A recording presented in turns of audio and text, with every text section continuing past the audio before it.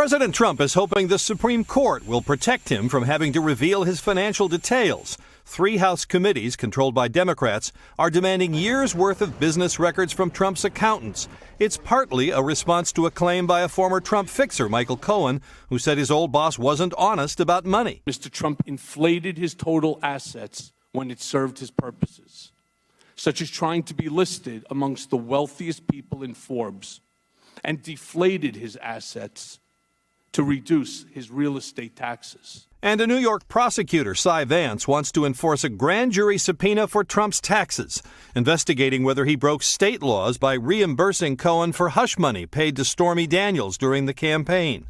The president's personal lawyers say the president is immune from grand jury demands, especially from local prosecutors who could gang up and distract the president from his duties. There's 2,300 DAs in the United States. If 10% of them are angry, it could create, then it would be harassment and distraction. But the committees and Vance say they're not asking for anything from President Trump, only from his accountants and banks. The case will test the court's independence, and the ruling will determine how much power Congress has to demand a president's documents and the authority of presidents to refuse. On Wednesday, the court upheld new Trump administration rules that vastly expand authority for employers to opt out of providing insurance coverage for contraceptives.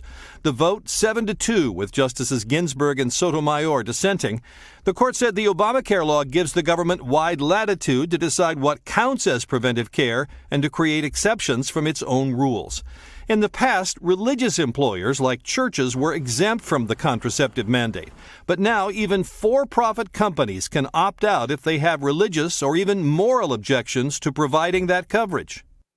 As for today's cases involving President Trump, the Supreme Court has faced questions before about the power of a president to resist a subpoena.